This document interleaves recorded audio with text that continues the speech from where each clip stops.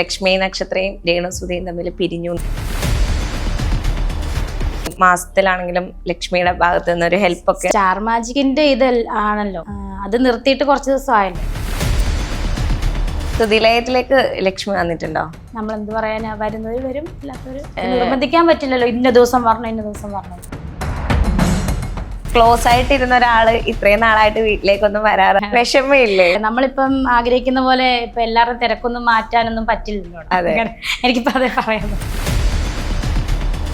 Last message അയച്ചെന്നായിരുന്നു. അങ്ങനെയൊക്കെ ചോദിച്ചാൽ ഇടയ്ക്ക് മെസ്സേജ് അയക്കാറുണ്ട്, അത്ര എനിക്ക് പറയാൻ പറ്റുള്ളൂ. നമ്മൾ ഏറ്റവും കൂടുതൽ ചേച്ചിയുടെ വിശേഷങ്ങൾ അറിഞ്ഞത് ലക്ഷ്മി നക്ഷത്രയുടെ ബ്ലോഗുകളിലൂടെയായിരുന്നു. ആണോ? സുജയന്റെ പെങ്ങളൂട്ടിയാണ് എന്നൊക്കെ ആണല്ലോ, ആണ്. അതെ, ഒരു മരിച്ചുപോയൊരു വ്യക്തിയുടെ മണം. അപ്പം ആ സ്പ്രേയെ പറ്റി പറയുകയാണെങ്കിൽ മറ്റുള്ളവർക്ക് മണക്കുമ്പോൾ അതൊരു ബാഡ് സ്മെല്ലാണ്. അത് അടിച്ചോണ്ട് നടക്കുമോ നമ്മൾ ആ സ്മെല്ലുള്ള സ്പ്രേ? ഇല്ലല്ലോ. അങ്ങനത്തെ ഒരു സ്മെല്ലാണ്, സുഗന്ധമല്ല അത്. നീ പോയി വേറെ കല്യാണം കഴിച്ചാലും കുഴപ്പമില്ല, ഈ ഞെക്കിപ്പിടുത്തം ഒന്ന് അവസാനിപ്പിക്കും. ഈ ഞെക്കിപ്പിടുത്തം എന്ന് ഉദ്ദേശിച്ച് എന്താണ്?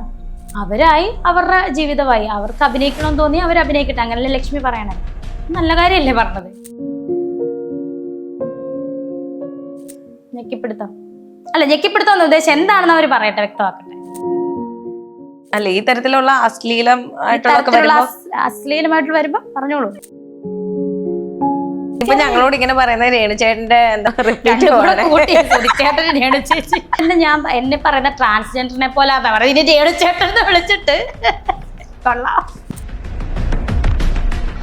ചേച്ചി ഒറ്റയ്ക്ക് വഴിവിട്ട എന്ന ആളാണ്. ആ ഒരു വളർച്ച കണ്ട് അസൂയപ്പെട്ട് ഈ നെഗറ്റീവ് കമന്റ് പറയുന്നവരോട് എന്താ ചേച്ചി പറയാനുള്ളത്? ഇതിനകത്ത് ഞാനൊരു ജോലി ചെയ്യുവാണ്, എനിക്കിഷ്ടമുള്ള ജോലി. എന്തിനാണ് നിങ്ങൾ ഇങ്ങനെ പറയുന്നത്? എനിക്കറിയില്ല. അഭിനയിക്കുന്നത് കൂട്ടിക്കെട്ടി വെക്കാനല്ലോ അഭിനയിക്കുന്നത്, ആണോ? എന്നാ പിന്നെ അഭിനയിക്കുന്നത് എന്തിനാ? ഇത് സോഷ്യൽ മീഡിയ കാണിക്കാനല്ലേ അഭിനയിക്കുന്നത്. വാട്സാപ്പ് വഴി ഇംഗ്ലീഷ് പഠിക്കാൻ ഇംഗ്ലീഷ് കഫേ ഉള്ളപ്പോൾ ഇംഗ്ലീഷ് ഒരു വിഷയമേ അല്ല. English cafe presents you the perfect English. English cafe, we present you the perfect English. WhatsApp now 9633888575. നമസ്കാരം. ഇന്ന് നമ്മളോടൊപ്പം അതിഥിയായിട്ടുള്ളത് രേണുസുതിയാണ്. നമസ്കാരം ചേച്ചി. നമസ്കാരം. സുധിച്ചേട്ടന്റെ മരണം കഴിഞ്ഞിട്ട് നമ്മൾ ഏറ്റവും കൂടുതൽ ചേച്ചിയുടെ വിശേഷങ്ങൾ അറിഞ്ഞത് ലക്ഷ്മി നക്ഷത്രയുടെ ബ്ലോഗുകളിലൂടെയായിരുന്നു. ആണോ? അതെ, ഏറ്റവും കൂടുതൽ. കാരണം സുജയന്റെ പെങ്ങളൂട്ടിയാണ് എന്നൊക്കെ പറഞ്ഞിട്ട്. അതെ, ഓക്കെ. അങ്ങനെ തന്നെയാണ് പറയുന്നുണ്ടായിരുന്നു ചേച്ചിക്ക് മാസത്തിലാണെങ്കിലും ലക്ഷ്മിയുടെ ഭാഗത്ത് നിന്നൊരു ഹെൽപ്പ് ഒക്കെ. സ്റ്റാർ മാജിക് ഉള്ളിടത്തോളം ആ സമയത്ത് എല്ലാം ഉണ്ടായിരുന്നു കേട്ടോ. ഉണ്ട്, നമ്മുടെ കൂടെ ഉണ്ടായിരുന്നു. കാരണം ആരും ഇല്ലാത്ത സമയത്ത് പറഞ്ഞ പോലെ, ഞാൻ എല്ലാ ഇന്റർവ്യൂവിലും പറഞ്ഞ പോലെ എല്ലാ മാസവും ഞങ്ങൾക്കൊരു തുക തരുന്നുണ്ടായിരുന്നു. സത്യം. ഇപ്പൊ ആ ഒരു എമൗണ്ട് തരുന്നുണ്ടോ? സ്റ്റാർ മാജിക്കിന്റെ ഇത് ആണല്ലോ, അത് നിർത്തിയിട്ട് കുറച്ച് ദിവസമായല്ലോ. സുതിലയത്തിലേക്ക് ലക്ഷ്മി വന്നിട്ടുണ്ടോ? ഇതിന് വീട് പണിയുന്നതിന് മുന്നേ ഒരു പ്രാവശ്യം വന്നിട്ടുണ്ടായിരുന്നു. പിന്നെ കുട്ടി വന്നിട്ടില്ല, തിരക്കായിരിക്കാം. അതിപ്പം ഏകദേശം 6-7 മാസത്തോളം ആയല്ലേ വീട്? അവരുടെ തിരക്കായിരിക്കാം, ഞാനും തിരക്കല്ലേ. വിളിക്കാറുണ്ടോ? മെസ്സേജ് അയക്കാറുണ്ട് വല്ലപ്പോഴും. ഈ അടുത്തിടെ ഓൺലൈൻ മീഡിയാസ് ഒക്കെ ഇങ്ങനെ ലക്ഷ്മി നക്ഷത്രയോട് ചേച്ചീനെ പറ്റിട്ട് ചോദിക്കുന്നതായിട്ട് അത് കണ്ടിരുന്നോ? ആളുടെ പ്രതികരണം കണ്ടിരുന്നോ? എന്താ തോന്നിയേ? പറയുന്ന സത്യമല്ലേ, അവരായി, അവരുടെ ജീവിതമായി, അവർക്ക് അഭിനയിക്കണമെന്ന് തോന്നി അവർ അഭിനയിക്കട്ടെ. അങ്ങനല്ലേ ലക്ഷ്മി പറയണത്? നല്ല കാര്യമല്ലേ പറഞ്ഞത്? അല്ല, അതിൽ പറയുന്നുണ്ടോ, അതിൽ കമന്റ്സ് കണ്ടോ, ലക്ഷ്മിക്ക് പോലും വലിയ താല്പര്യമില്ലാത്ത രീതിയിലാണ് കമന്റോളികൾ എന്താണ് ഉദ്ദേശിക്കുന്നത് എനിക്കറിയത്തില്ല. ലക്ഷ്മി പറഞ്ഞത് ഞാൻ പോസിറ്റീവായിട്ടാണ്, ഞാൻ എടുത്ത പോസിറ്റീവായിട്ടാണ്. പിന്നെ ഇവറ്റകൾ എടുക്കുന്നതിന് ഞാൻ എന്ത് ചെയ്യാനാ? എന്തെങ്കിലും എടുത്തോട്ടെ, ഞാൻ പോസിറ്റീവായിട്ടാണ് എടുത്തത്. രേണുസുതി അവർക്ക് ഇഷ്ടമുള്ളത് ചെയ്യട്ടെ. ഷിയാസ് കരീമിന്റെയും കണ്ടിരുന്നു ഞാൻ ഒരു ഷോർട്സ്, ഇത് വീഡിയോ കണ്ടിരുന്നു. അപ്പൊ അതിലും പറയുന്ന ആ രേണു ചേച്ചിക്ക് ഇഷ്ടമുള്ളത് രേണു ചേച്ചി അഭിനയമാണ്, അത് ചെയ്യട്ടെ. കുഞ്ഞുങ്ങളെ, സുചേട്ടൻ മരിച്ചുപോയി, ഭർത്താവ് മരിച്ചുപോയി, കുഞ്ഞുങ്ങളെ വളർത്തുന്നത് അവർക്ക് അഭിനയമാണ്, അവർ ചെയ്യട്ടെ. മോഡലിംഗ് ആണ്, ചെയ്യട്ടെ. അങ്ങനെയാണ് ഷിയാസും പറഞ്ഞത്. മനസ്സിലായത്? ഇതൊക്കെ ഞാൻ കാണുന്നുണ്ട്, കാണാതിരിക്കുന്നൊന്നും ഇല്ല, ഞാൻ കാണുന്നുണ്ട്. എന്നാലും ഇങ്ങനെ ചോദിക്കാണ്, ചേച്ചിയോട് ചോദിക്കാണ്, അത്രയും ക്ലോസ് ആയിട്ടിരുന്ന ഒരാള് ഇത്രയും നാളായിട്ട് വീട്ടിലേക്കൊന്നും വരാറ്, അതിനിപ്പോ എത്ര തിരക്കിന്റെ പുറത്താണെങ്കിലും ചേച്ചിക്ക് വിഷമമില്ലേ? എന്ത് പറയാനാ? വിഷമമില്ലേ? വിഷമം ഉണ്ടോന്ന് വെച്ചാൽ നമുക്ക് എന്താ പറയാ, നമ്മളിപ്പം ആഗ്രഹിക്കുന്ന പോലെ ഇപ്പൊ എല്ലാവരുടെ തിരക്കൊന്നും മാറ്റാനൊന്നും പറ്റില്ലല്ലോ. അതെ, എനിക്കിപ്പോ അതേ പറയാൻ പറ്റൂ. പറയുന്നുണ്ട് ലക്ഷ്മി നക്ഷത്രയും രേണുസുതിയും തമ്മിൽ പിരിഞ്ഞു. ഒരിക്കലും അല്ല. എന്തിനാ പിരിയുന്ന? അതിന് ആ ലക്ഷ്മി എനിക്ക് ഉപകാരമല്ലേ ചെയ്തിട്ടുള്ളൂ. ഞാൻ എന്തിനാണ് പിരിയുന്നത്? ഞാൻ എന്തിനാണ് വഴക്ക് പിടിക്കുന്നത്, പിണങ്ങുന്നത്? ഇതിപ്പോ ഞങ്ങളോട് ഇങ്ങനെ പറയുന്നത് രേണുചേട്ടന്റെ എന്താ സോറി രേണു ചേച്ചിയുടെ രേണു ചേച്ചി ആയിക്കോട്ടെ. അല്ല ഇപ്പൊ രേണു ചേട്ടൻ എന്ന് പറഞ്ഞില്ലേ, അപ്പൊ എനിക്കൊരു കാര്യം പറയണ്ട്. അല്ലെങ്കിൽ തന്നെ ഞാൻ എന്നെ പറയുന്ന ട്രാൻസ്ജെൻഡറിനെ പോലെ പറയുന്നത്, ഇനി രേണു ചേട്ടൻ എന്ന് വിളിച്ചിട്ട് കൊള്ളാം. കുഴപ്പമില്ല കേട്ടോ. എനിക്ക് എന്നെ ട്രാൻസ്ജെൻഡർ എന്ന് പറഞ്ഞാലും എനിക്ക് കുഴപ്പമില്ല. എനിക്ക് അവരെ എനിക്ക് ഇഷ്ടമാണ്, അങ്ങനെയുള്ളവരെ എനിക്ക് ഇഷ്ടമാണ്. അവരുമായിട്ട് കൂട്ടുകൂടാനും എനിക്ക് ഇഷ്ടമാണ്. എനിക്ക് അവരെ ഇഷ്ടമാണ്. എല്ലാവരും മനുഷ്യരാണ്. എന്നെ പറയണത് ഇവളെ കണ്ട ആണ് പെൺവേഷം കിട്ടിയ പോലെ ഉണ്ടല്ലോ. കൊറ്റംകുളങ്ങരയിലെ ഉത്സവം കഴിഞ്ഞില്ലേടി, എന്നോട് ഇരിക്കുന്നത് എന്റെ മേക്കപ്പിന്റെ അടി വന്ന് കഴിഞ്ഞില്ലായിരിക്കും. ഇവളെ കണ്ട ട്രാൻസിനെ പോലെയാണ്. ആണെങ്കിൽ എന്താണ്, എനിക്ക് സന്തോഷമേ ഉള്ളൂ. എനിക്ക് ഇഷ്ടമാണ് അവരെ, അത്രേ ഉള്ളൂ. ഇനി പറഞ്ഞോളൂ. രേണു ചേട്ടൻ എന്ന് പറഞ്ഞപ്പോ എന്തൊക്കെ വഴിത്തിരിവ് ഉണ്ടായത്. അല്ല, ഞാൻ ഇപ്പൊ ചോദിക്കാൻ വന്നതെന്ന് വെച്ചാൽ സുധിച്ചേട്ടന്റെ പെങ്ങളൂട്ടി എന്ന് പറഞ്ഞിട്ട് അത്രയും ക്ലോസ് ആയിട്ട് നിന്നത് കൊണ്ടാണോ ശരിക്കും ചേച്ചി കോണ്ടാക്ട് ഇല്ലാഞ്ഞിട്ടും അത് കവർ ചെയ്ത് സംസാരിക്കുന്നതെന്നാണ് ഞാൻ ചോദിക്കുന്നത്. എനിക്ക് മനസ്സിലായില്ല. അതായത് ശരിക്കും ഇപ്പൊ നിങ്ങൾ തമ്മിൽ പിരിഞ്ഞിട്ടും പുറത്ത് പറയാൻ മടിക്കുന്നത് എന്തിനാ? ഞങ്ങൾ തമ്മിൽ കാമുകിമാരൊന്നും അല്ല, പിരിയാൻ ഒന്നും അല്ല, അങ്ങനൊന്നും അല്ല. അതായത് കോണ്ടാക്ട് ഒന്നും ഇല്ലാഞ്ഞിട്ട് പിണങ്ങിയിട്ടൊന്നും ഇല്ല. ഒന്നുമില്ലടാ. അതുകൊണ്ടാണോ? കുട്ടിക്കും തിരക്കാണ്, എനിക്കും കുറച്ച് ചെറിയ ഇനി ഞാൻ ആ കുട്ടിയേക്കാളും തിരക്കാണ് എനിക്കെന്ന് പറഞ്ഞൊന്നും അല്ല. ഇച്ചിരി ചെറിയ തിരക്ക് വന്നു, അപ്പൊ ഞാനും തിരക്കായി, അത്രേ ഉള്ളൂ. പിന്നെ നമ്മൾ എന്ത് പറയാനാ, വരുന്നവര് വരും, വരുന്നവര് വരുമെന്ന് പറഞ്ഞാൽ അവർക്ക് തിരക്ക് കഴിയുമ്പോൾ അവര് വരുമെന്നാണ് എന്നെ അറിയിച്ചത്. ഒരു ദിവസം വരും എന്നാണ്. നിർബന്ധിക്കാൻ പറ്റില്ലല്ലോ, ഇന്ന ദിവസം വരണം. ഞാനും ഇവിടെ നിൽക്കുന്നതിന് വല്ലപ്പോഴും, ഇപ്പൊ സുധിയിലേയും വരുന്നതിന് വല്ലപ്പോഴും. ലാസ്റ്റ് ലക്ഷ്മി എപ്പോഴാ ചേച്ചിനെ കോണ്ടാക്ട് ചെയ്തിട്ടുള്ളത്? ഫോൺ വിളിക്കോ, മെസ്സേജ് അയക്കൂടെ? അങ്ങനെ ഫോൺ വിളിച്ചുള്ള കോണ്ടാക്ട് ഒന്നും അന്നും ഇല്ലായിരുന്നു. വല്ലപ്പോഴും വിളിക്കും, ഞാൻ വിളിച്ചാൽ എടുക്കും, സംസാരിക്കും. ഇപ്പം മെസ്സേജും വല്ലപ്പോഴും അയക്കാം. ലാസ്റ്റ് മെസ്സേജ് അയച്ചതായിരിക്കും. ലാസ്റ്റ് മെസ്സേജ് അയച്ചത് അങ്ങനെയൊക്കെ ചോദിച്ചാൽ ഇടയ്ക്ക് മെസ്സേജ് അയക്കാറുണ്ട്, അത്ര എനിക്ക് പറയാൻ പറ്റത്തുള്ളൂ. അതുപോലെ തന്നെ ഇപ്പം ചേച്ചിയുടെ ഒരു അവസ്ഥ എന്ന് പറഞ്ഞാൽ എങ്ങോട്ട് തിരിഞ്ഞാലും മീഡിയ ആണ് ചുറ്റും. ഒരു ഷൂട്ട് നടന്ന അവിടെ മീഡിയ കാണും, കണ്ടിരിക്കും അവിടെ. എന്താ പ്രൈവസി നഷ്ടപ്പെട്ടു എന്ന് തോന്നുന്നുണ്ടോ?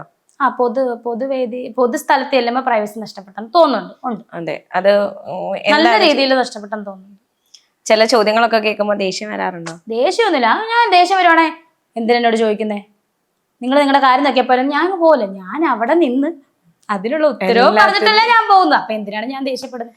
അവര് മീഡിയ ചോദിക്കുന്നത് ഞാൻ അവരെ കുറ്റപ്പെടുത്തുമല്ല, അവര് ചോദിക്കണത് ജനങ്ങൾക്ക് അറിയാനുള്ള കാര്യങ്ങളല്ലേ, അത് ചോദിച്ചോട്ടേന്നേ ഞാൻ ഉത്തരം കൊടുക്കുന്നുണ്ടല്ലോ.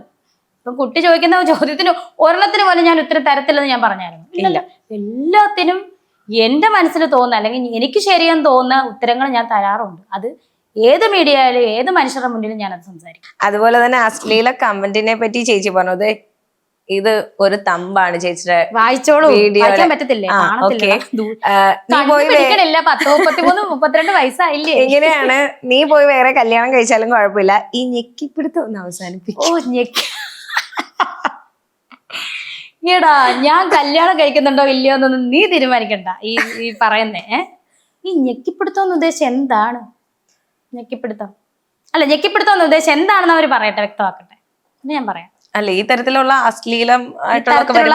അശ്ലീലമായിട്ട് വരുമ്പോ പറഞ്ഞോളൂ. ചേച്ചിക്ക് എന്താ തോന്നേന്നുള്ളത്? തോന്നാനാടാ, കമന്റ് ഒക്കെ ഓക്കെ, അതേപടി തമ്പ് അതേപടി വരുമ്പോ ഇപ്പൊ അത് ഞാൻ പറയട്ടെ, കുറച്ചു മുന്നേ അവരവരുടെ റീച്ചിന് വേണ്ടി ഇടുന്നു, കാണുന്നവര് കാണുന്നു, റീച്ച് കൂടുന്നു, ആയിക്കോട്ടെ ആവാലോ. എന്നെ വെച്ച് ജീവിച്ചോട്ടെ, ജീവിച്ചോട്ടെ. അങ്ങനെങ്കിലും ഒരു പ്രയോജനം എന്നെ കൊണ്ട് ഉണ്ടാവട്ടെ, അങ്ങനെങ്കിലും അവർക്ക് പ്രയോജനം ഉണ്ടെങ്കിൽ ഉണ്ടാകട്ടെ എന്നേ. ജീവിതത്തിൽ ഏതായാലും ഇത്രമാത്രം കഷ്ടപ്പാട് സങ്കടമൊക്കെ ഉള്ള വ്യക്തിയല്ലേ ഞാൻ. അപ്പൊ എന്നെ പറ്റി അവർക്ക് റീച്ച് ഉണ്ടാക്കുന്നവരാണ്, ഉണ്ടാക്കട്ടെ എന്നേ, ഇത്രേ ഉള്ളൂ. ചേച്ചി വീട്ടിലിരുന്ന എല്ലാവർക്കും സന്തോഷമാവും, അതിനുവേണ്ടി മനഃപൂർവ്വം ചേച്ചിയെ ഇങ്ങനെ എന്താ പറയാ നെഗറ്റീവ് ആക്കി, അതായത് ആൾക്കാരുടെ ഇടയിൽ മോശക്കാരിയാക്കി കാണാൻ വേണ്ടി ശ്രമിക്കുന്നുണ്ടെന്ന് പറഞ്ഞാൽ ശരിയല്ലേ? ശരിയാടാ, എനിക്ക് തോന്നുന്നു ഞാൻ വീട്ടിൽ ഇരുന്ന് കഴിഞ്ഞാൽ സന്തോഷമാവും കുറച്ച് പേർക്ക്.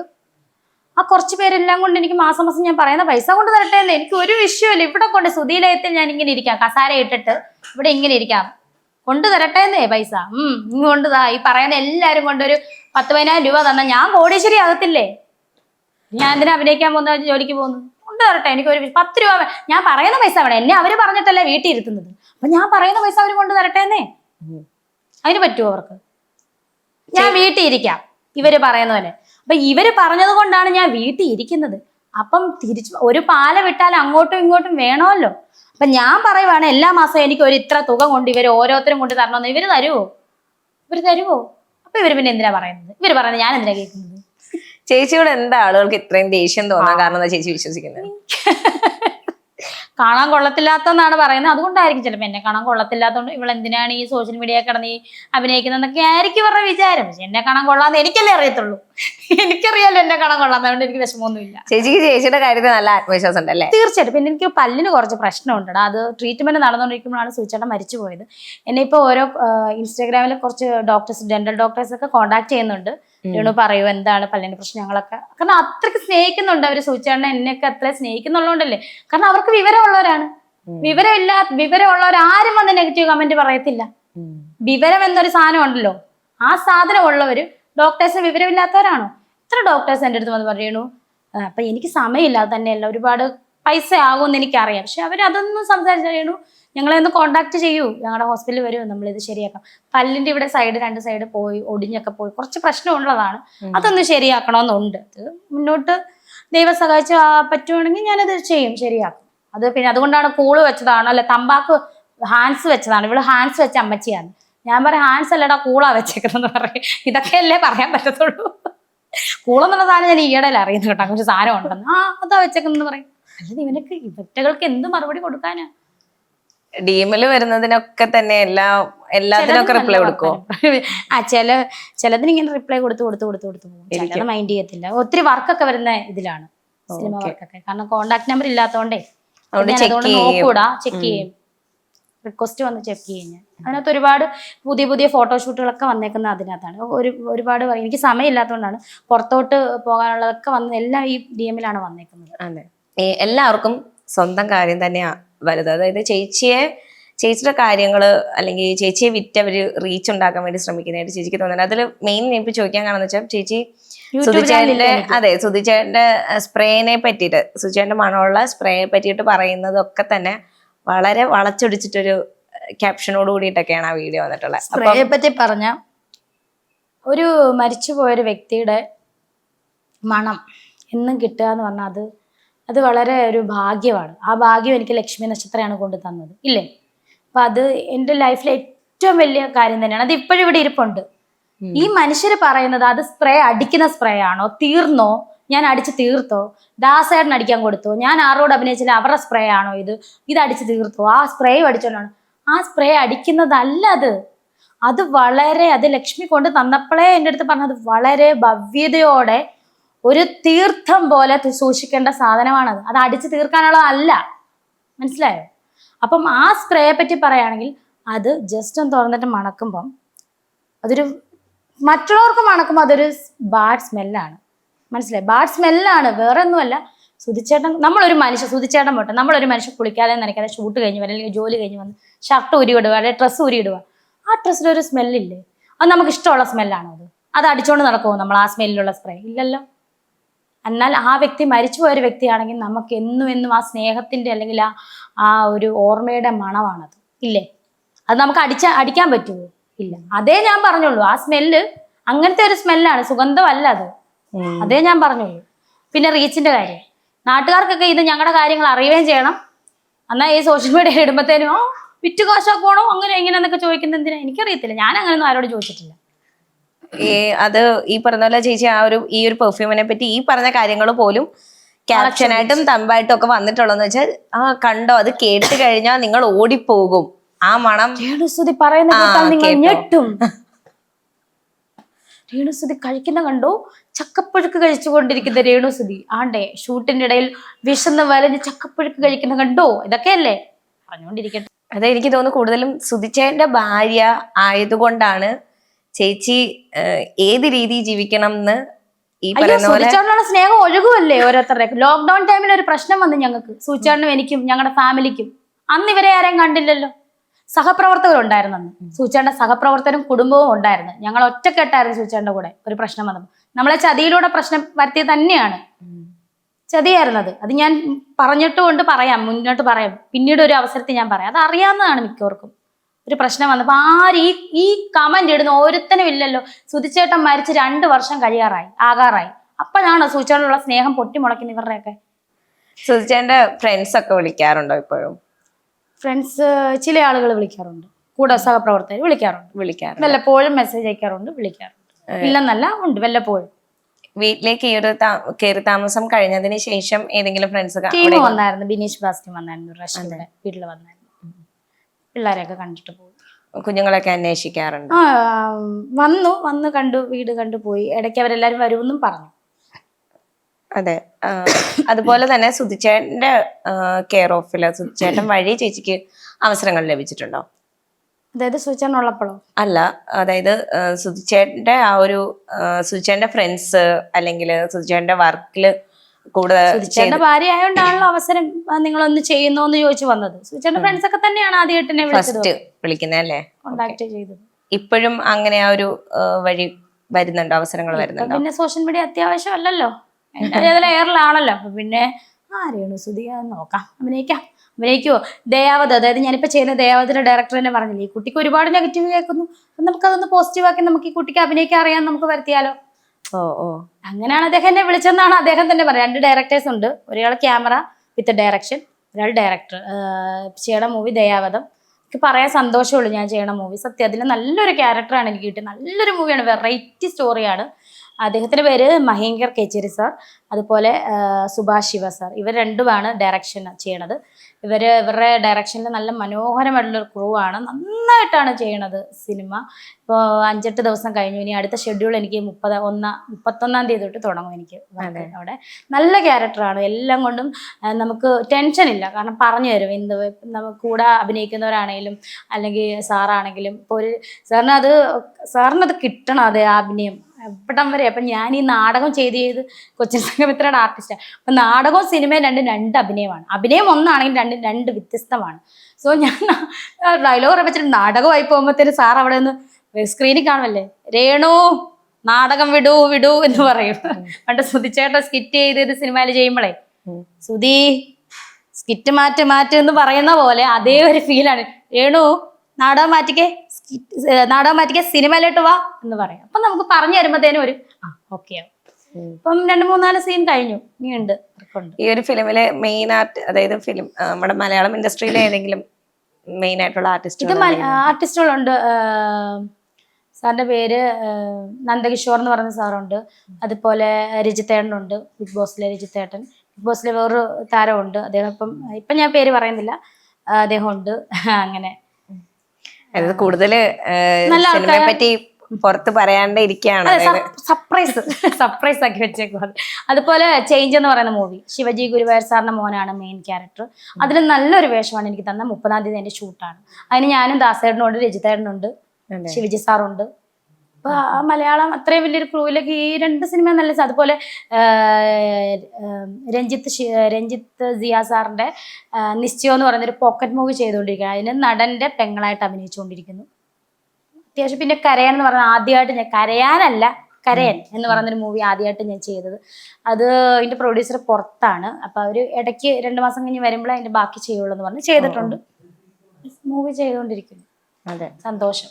ചേച്ചി ആണെങ്കിൽ ഒരു ഇന്റർവ്യൂവില് സുധിച്ചേട്ടനെ ഒരു വേറൊരാളെ ഞാൻ കല്യാണം കഴിച്ചാൽ അത് സുധിച്ചേട്ടന്റെ പേര് എന്റെ പേരിൽ നിന്ന് പോകും, അതെനിക്ക് ഒട്ടും താല്പര്യമില്ല എന്ന് പറഞ്ഞിട്ട് ചേച്ചി പറഞ്ഞിട്ടുണ്ടായിരുന്നു.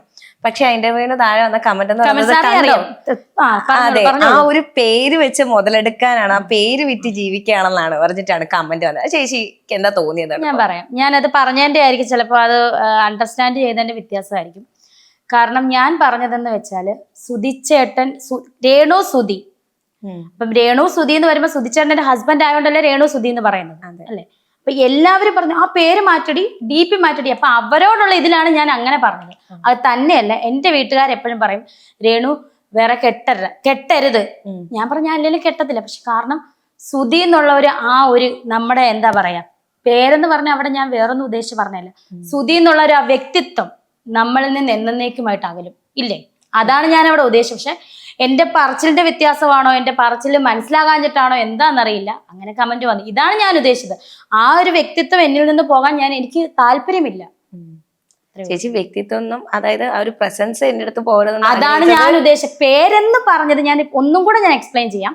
പേരെന്ന് ഞാൻ എടുത്തു പറഞ്ഞത് രേണു സുധി എന്നുള്ള പേര് മാറ്റടി, മറ്റവളെ മറിച്ചവളെ ആ പൂ കാ മാറ്റടി. എന്നിട്ട് നീ നിന്റെ പേര് മാത്രം വെക്കടി. ഇപ്പോഴും വരുന്നുണ്ട്, ഇന്നും വന്നിട്ടുണ്ട് കമന്റ്സ്. മാറ്റടി, DP മാറ്റടി. പിന്നെ അവിടെയൊക്കെ കെട്ടിയോന്റെ ഫോട്ടോ ഞാൻ വെക്കണം, അല്ല അവന്റെ കെട്ടിയോടെ ഫോട്ടോ ഞാൻ വെക്കണം DP. അതിൻ്റെ ഒന്നും ആവശ്യമില്ലല്ലോ. ഞാൻ എൻ്റെ കെട്ടിയോന്റെ ഫോട്ടോ അല്ലേ വെച്ചേക്കുന്നത്. അപ്പൊ അങ്ങനെ പറഞ്ഞതിൽ നിന്നാണ് അവിടെ ഒരു മിസ്അണ്ടർസ്റ്റാൻഡിങ് വന്നത്.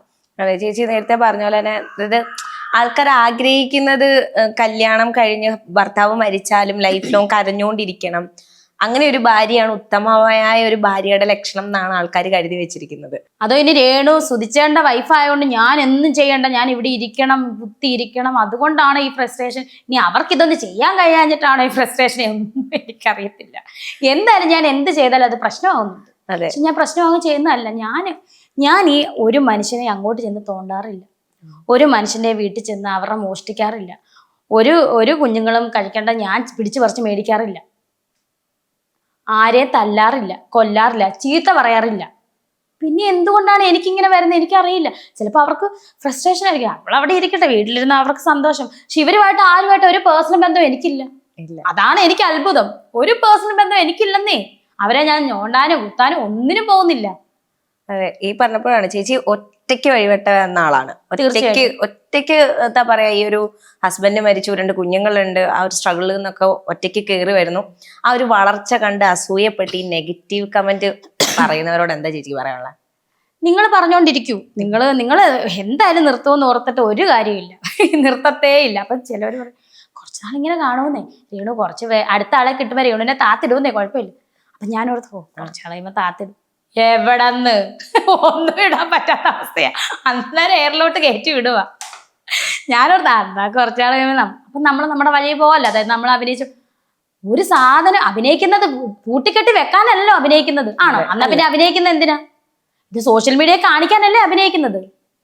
ഈ മനുഷ്യരെ മുഴുവൻ ഈ അഭിനയം പ്രൊഫഷണൽ ആക്കിയവരും അല്ലാത്തവരും അഭിനയിക്കുന്നത് എന്തിനാണ്? വീട്ടിൽ പൂട്ടിക്കെട്ടി വെക്കാനാണോ? ഫോണിനകത്തും ക്യാമറയ്ക്കകത്തും ആണോ? അല്ലെ പിന്നെ എന്തിനാ ഇവരൊക്കെ അഭിനയിക്കുന്നത്? അപ്പൊ ഇത് സോഷ്യൽ മീഡിയ കൂടെ കാണിക്കാനല്ലേ വരുന്നത്. അതിനെന്താ ഇത്ര കുറ്റം പറയുന്നത്? നെഗറ്റീവ് അല്ല പ്രശ്നം. നമുക്ക് നെഗറ്റീവ്, ഒരു മനുഷ്യന് 2 തലങ്ങളുണ്ട്. നെഗറ്റീവ് പറയുന്നത് അമ്മയെ കൊന്ന 2 ആൾക്കാരെന്ന് പറഞ്ഞിട്ടില്ലേ? അപ്പൊ ആ സെയിം സാധനം തന്നെയാണ് ഇവിടെ സംഭവിക്കുന്നത്. ഇതൊന്നും നമുക്ക് അതിർവരമ്പ് കടക്കുന്ന കുറച്ച് കമന്റ്സ് ഉണ്ട്. അശ്ലീലവും അതിർവരമ്പ് കവിഞ്ഞുള്ളൊരു സാധനമുണ്ട്. അവിടെയാണ് നമുക്ക് വിഷമം വരുന്നത്. അതിർവരമ്പ് ലംഘിച്ചുകൊണ്ട് വരുന്ന സാധനം അത് എനിക്കേ ഞാൻ കണ്ടിട്ടുള്ളൂ. എൻ്റെ PM-ലും പോട്ടെ കമന്റ്സിൽ ഞാനത് കണ്ടിട്ടുള്ളൂ. വേറെ എന്ത് രീതിയിൽ ആക്ട് ചെയ്താലും ആൾക്കാരെ, മലയാളീസിനെ, അവരെ ഒന്നും ആരും ബിക്കിനി ഇട്ടാൽ പോലും അവരെ ആരും ഒന്നും ഇത്രയൊന്നും എന്നെ പറയുന്നത്ര ആരെയും പറയുന്നില്ല ഞാൻ കണ്ടിട്ടുള്ളത് വെച്ച്. നിങ്ങൾ കണ്ടിട്ടുണ്ടോ എന്ന് എനിക്കറിയില്ല. ഞാൻ ബിക്കിനി ഇടുന്നവരെ കുറ്റപ്പെടുത്തിയല്ല, അതൊക്കെ അവരുടെ ജോലിയാണ്, അവരുടെ ഇഷ്ടമാണ്. ആരെന്ത് ചെയ്യുന്നു അത് അവരുടെ വ്യക്തിത്വമാണ്, അവരുടെ വ്യക്തിപരമായിട്ടുള്ള ഇഷ്ടമാണ്.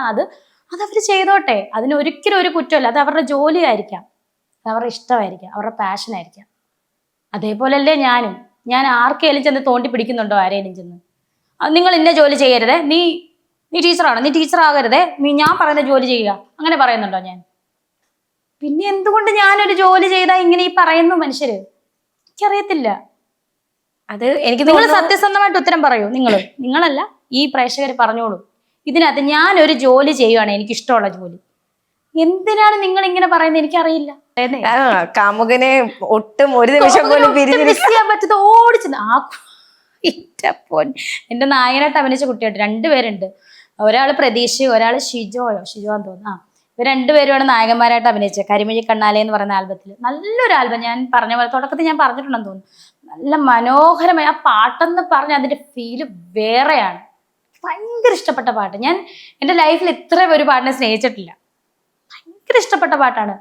അപ്പൊ ആ പാട്ടെന്നൊക്കെ പറഞ്ഞാൽ അതിൻ്റെ ആ തുടികൊട്ടും എന്താ പറയാ, ആ ഒരു അന്തരീക്ഷ അമ്പലം, ശിവക്ഷേത്രം, ആ ക്ഷേത്രം, നാട്ടിൻപുറം ഒക്കെ കൂടിയുള്ളൊരു ലൊക്കേഷനായിരുന്നു.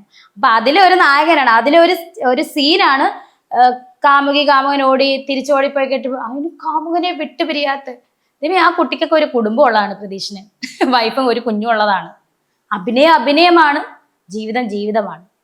കൂടെ അഭിനയിച്ച കല്യാണ ചെറുക്കൻ ഇപ്പം കാണിച്ചേ, അതിനും ഫാമിലി ഉള്ളതാണ്. 2 കുട്ടികളുടെ അച്ഛനാണത്, വൈഫുണ്ട്. അപ്പം അവർക്കൊക്കെ വിവരം ഉള്ളതുകൊണ്ട് അവരെന്താണ് ഭർത്താവിന്റെ അഭിനയമായിട്ട് കാണും. മനസ്സിലായോ? അത് ജീവിതമായിട്ട് എന്തിനാ കുഴക്കുന്നത്? എനിക്കറിയില്ല. പിന്നെ ക്യാപ്ഷൻ കാണുമ്പോൾ ഓരോരുത്തർ നോക്കുമല്ലോ, അത് നമുക്ക് തെറ്റെന്ന് പറയുന്നില്ല. കാരണം അതൊരു നമ്മുടെ ആൽബത്തിന് നമുക്ക് സന്തോഷമുള്ള ഒരു പ്രൊമോഷൻ ആയിക്കോട്ടെ, എല്ലാവരും അറിയട്ടെ. പ്രൊമോഷൻ തന്നെ അറിയട്ടെ, എല്ലാവരും നമ്മളിങ്ങനെ ഒരു ആൽബം ചെയ്യുന്നുണ്ടെന്ന് അറിയട്ടെ. അതിന് ഞാൻ ക്യാപ്ഷൻ ഇട്ടതിന് ഒരു തെറ്റും പറയത്തില്ല, ഒരു മീഡിയനെ ഞാൻ തെറ്റ് പറയത്തില്ല.